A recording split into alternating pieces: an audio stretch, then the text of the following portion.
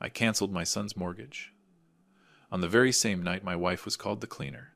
Not because of money, not because of a sudden burst of anger, but because of a moment when I stood in a living room worth over $1 million and watched the woman I married 40 years ago be reduced to something invisible. My son was there, silent, smiling. And in that second I understood a painful paradox.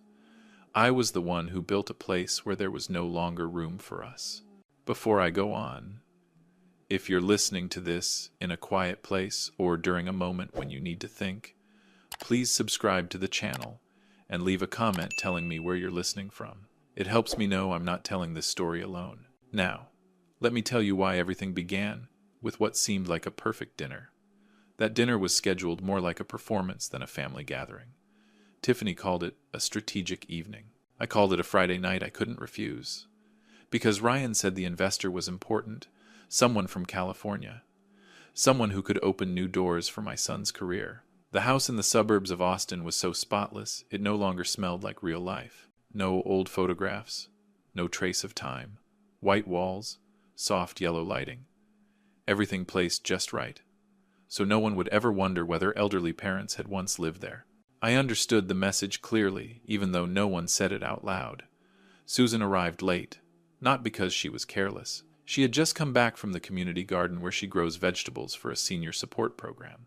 Her hands still smelled of soil. Dry mud clung to her shoes. She apologized softly, as if her very presence was a mistake in that perfect arrangement. Tiffany saw Susan and paused for a beat. Then she said Susan could stay. No need to change. No need to go to another room. It's fine, she said, her voice light and precise the way you'd straighten a crooked pillow. I didn't understand then. Later I did. She needed Susan exactly where she was. The dinner unfolded exactly as Tiffany intended. The wine was poured, the right kind. The dishes were introduced by their French names. The conversation revolved around projects, personal brands, follower counts. I listened more than I spoke. Ryan spoke just enough to sound confident. Tiffany spoke more, to keep control of the room. Susan quietly stood up and cleared the plates. No one asked her to. No one stopped her. She did it the way she'd done things her whole life, not because she was told to, but because she saw something that needed doing. The investor asked Tiffany, casually pointing towards Susan, "Who is she?" Tiffany smiled. Not loudly, not openly cruel, just enough to freeze the room. She answered with a phrase I had never heard before, but one I will never forget. A way of speaking that turned a person into background, into something that existed only to keep things looking neat. The room went quiet. No one laughed. No one objected. I turned to Ryan. I didn't need a speech. Just one sentence. A frown. Any sign that my son understood where the line was. Ryan smiled. A tight smile. Then he nodded, as if it were harmless humor. He quickly changed the subject, talking about interest rates and expansion plans. Everything kept moving. Only I stood still. I looked at Susan. She said nothing. She didn't cry. She simply bent down and kept wiping the table, as if the words hadn't touched her. I knew what she was doing. She was trying to keep the evening from collapsing. For Ryan, for me, out of a lifelong habit of preserving peace by shrinking herself. I don't remember what I ate. I only remember the weight of every passing minute, as if each second were testing how I would respond. I did nothing, not because I agreed, but because I was watching something else collapse. Slowly, and far more dangerously. I was watching our place in our son's life. When the night ended, Tiffany walked the guests out with her practiced smile. Ryan exchanged polite words. No one mentioned what had happened. Susan picked up her coat. Her hands trembled slightly. I placed my hand on her back. She didn't look at me. She only said she was tired. On the drive home, Susan was silent. So was I. That silence wasn't empty. It was full of things no one wanted to name. When we got home, Susan stayed in the bathroom for a long time. When she came out, her eyes were red. She said she had dropped the soap. I didn't ask anything else. I've lived long enough to know when a question would only cause more harm. That night I lay, staring at the ceiling. I thought about the down payment, about the times I signed papers on Ryan's behalf, about the times I told Susan not to worry, that everything was fine. I thought about how my son had learned that silence can also be a form of agreement. I wasn't angry at Tiffany in the usual way people are angry at someone who insults them. I was angry at how easy it was, how smooth, how familiar, as if Susan's role had been decided long ago, just waiting to be spoken out loud. Near dawn, I heard Susan crying very softly. No sobbing. She didn't call my name, just the sound of someone trying not to break. I sat up, and in that moment I understood that if I stayed silent any longer, I would be the final accomplice.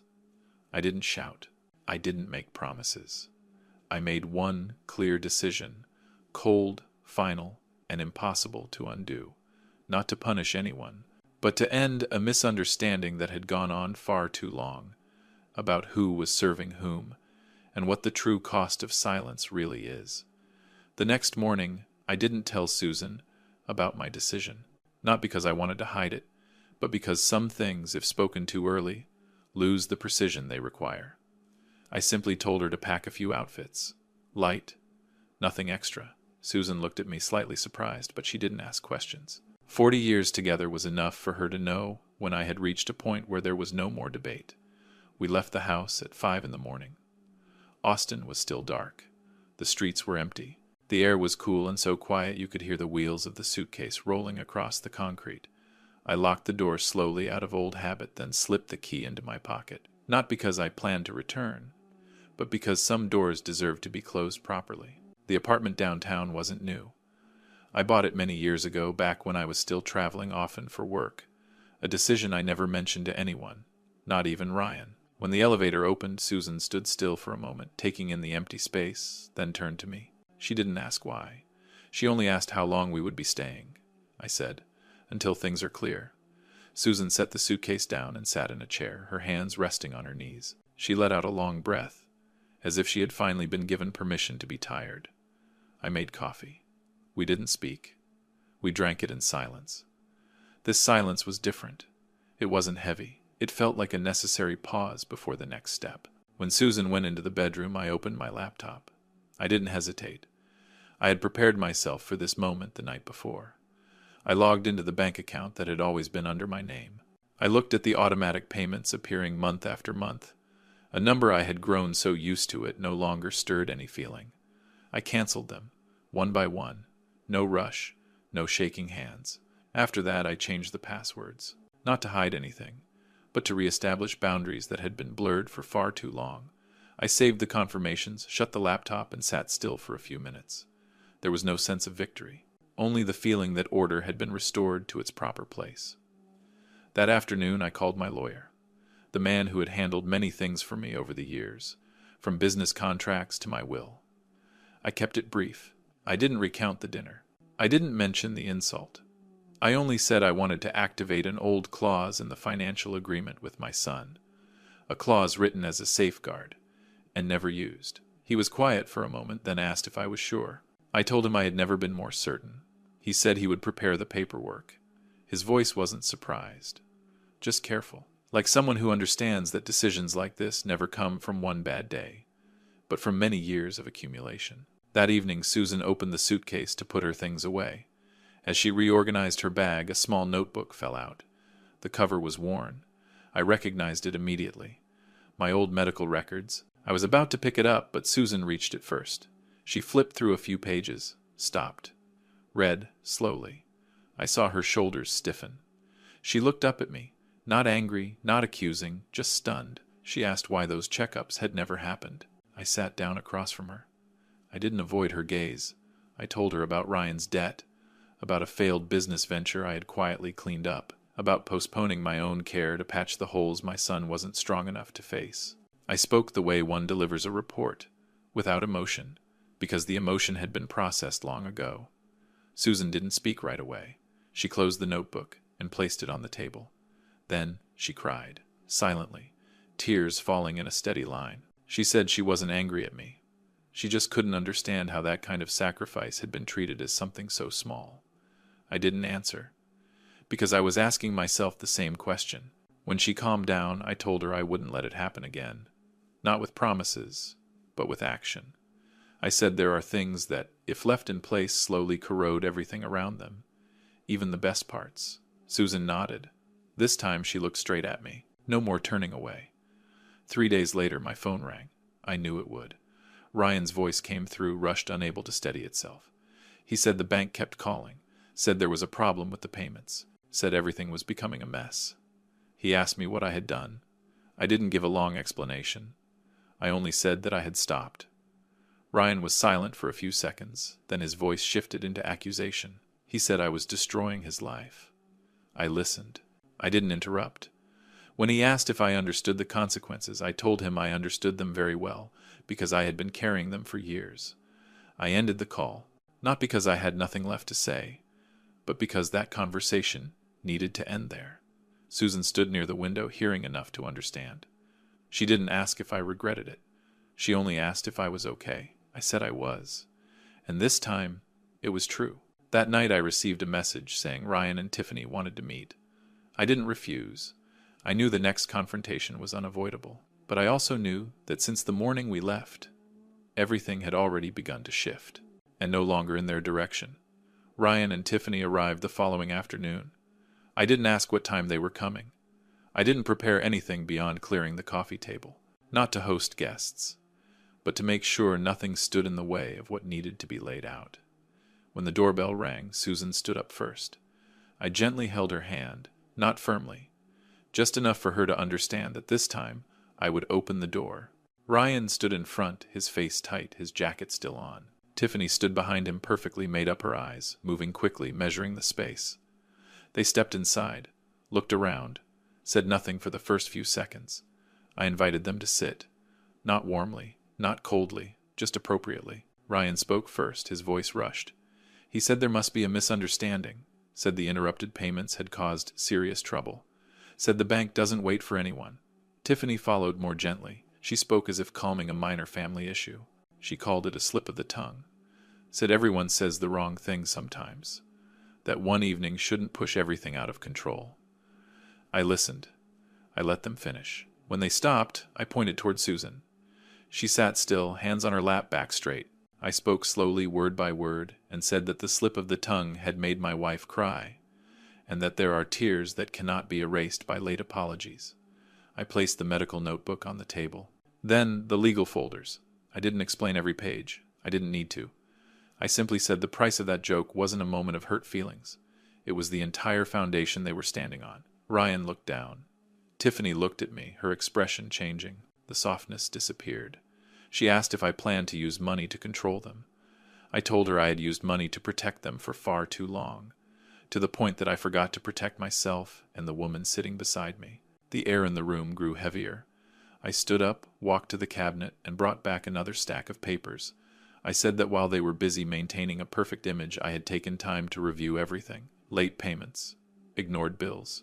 I spoke about the car they were driving, about the items in the house that I had once believed were fully paid for. Tiffany interrupted me. She said that was private.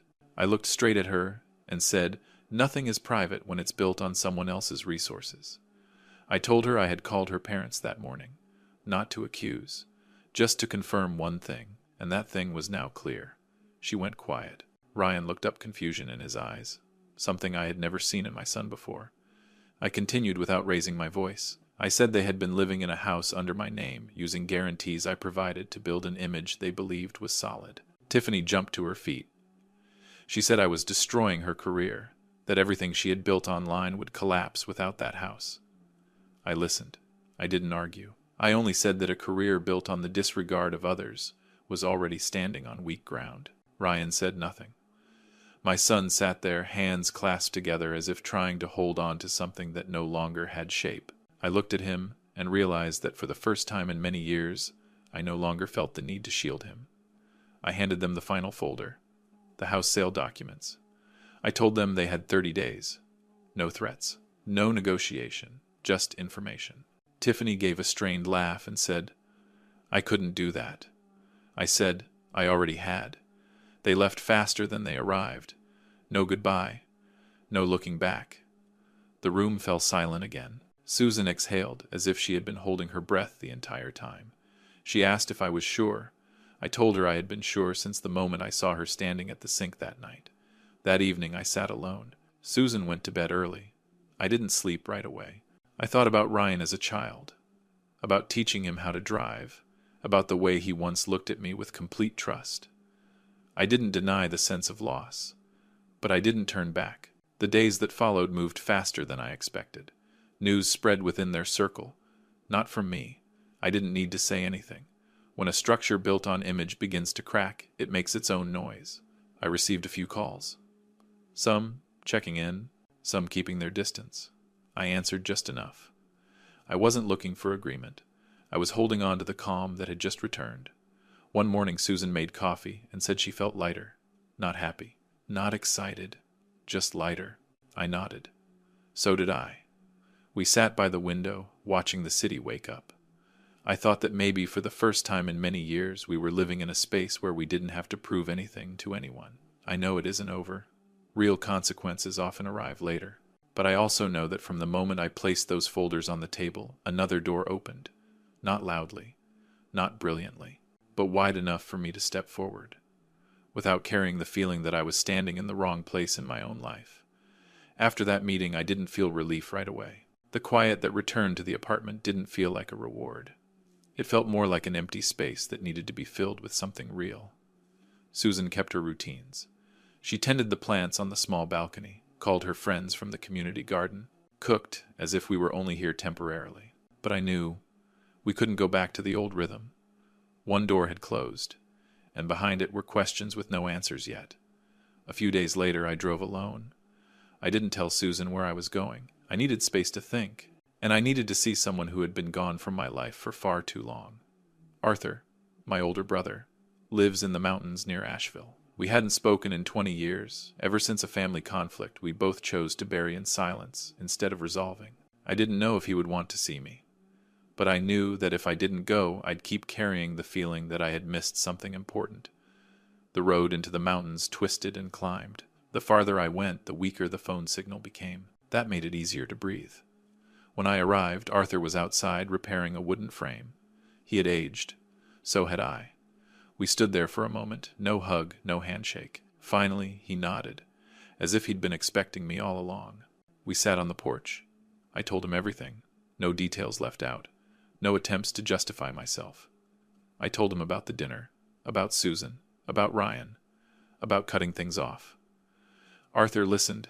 He didn't interrupt. When I finished, he was quiet for a long time. Then he said one thing that made me sit up straight. He said I hadn't been carrying everything alone the way I thought. 10 years earlier, when Ryan had gotten into serious trouble with business debt, Arthur had quietly paid most of it off. He never told me because he knew I would refuse. He said he didn't want me choosing between my son and my health. I looked at him. I thought about all the checkups I had postponed, about the constant exhaustion I had brushed aside. And I realized that while I believed I was sacrificing myself alone, someone else had been standing behind me silently, keeping me from falling. Arthur didn't blame me for cutting ties with Ryan. He only said that sometimes the people we hold on to the tightest are the ones who push us farthest away. And sometimes real family isn't loud. It doesn't demand. It doesn't need recognition. That night, I stayed at Arthur's place. We ate a simple dinner. No wine. No revisiting old wounds. We talked about his work, about small community projects he was building, spaces for artists, for craftspeople, for people who wanted to work with their hands and slow their lives down. I listened and realized it was exactly what Susan had been searching for, even if she'd never put words to it. The next morning, Arthur took me out to the land behind his house. Wide, quiet, an old workshop, plenty of natural light. He said he'd been thinking about expanding the place for a long time, but didn't want to do it alone. He asked if Susan and I would consider coming here, not as guests, but as partners in building something. He said he would cover the remaining financial side for us, not as a loan, but as timely support. He said what he needed wasn't money, but someone who understood the value of creating something useful for others. I drove back to Austin in silence. When I told Susan, she didn't react right away. She sat still, her hand resting on a cup of tea gone cold.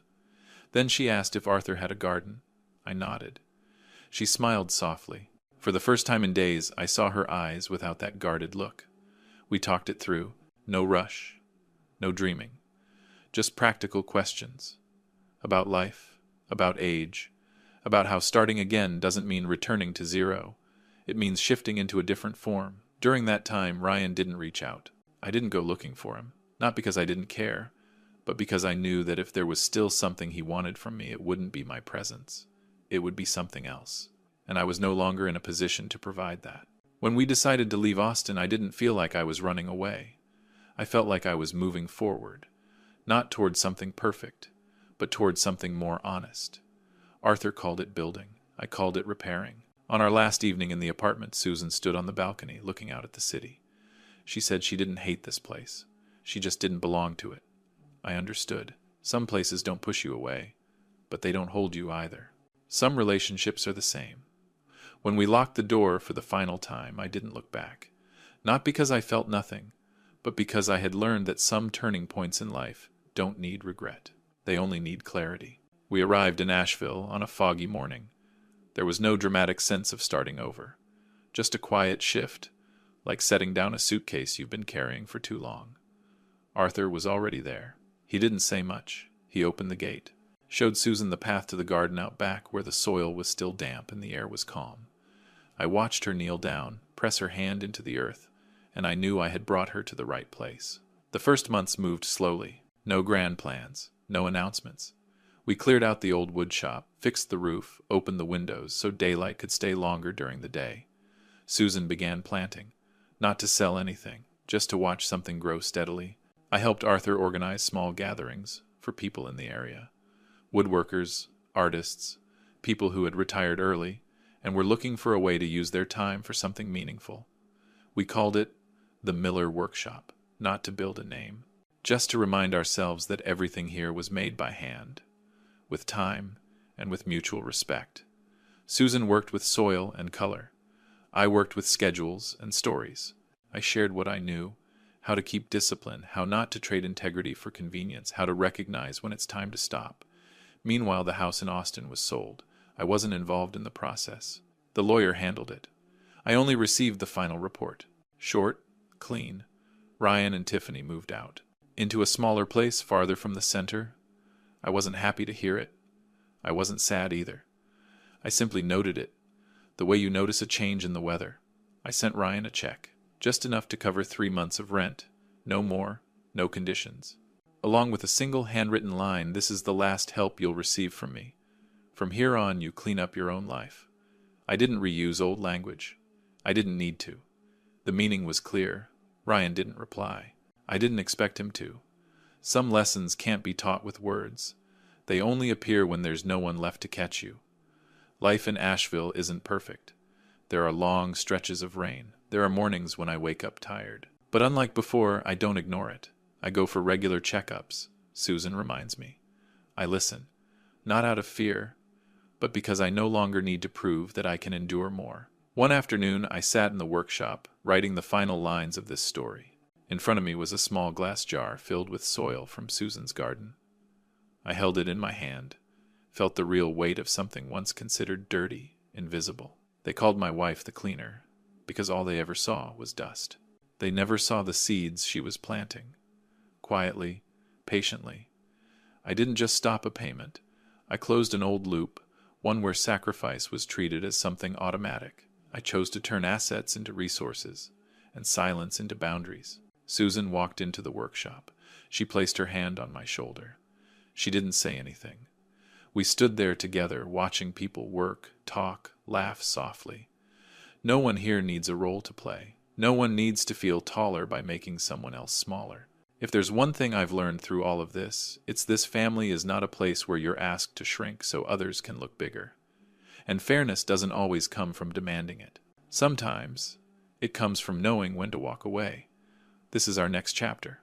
Not loud, not perfect, but quiet enough for us to know that finally, we're living where we belong. If you stayed until the final moments of this story, I truly appreciate that.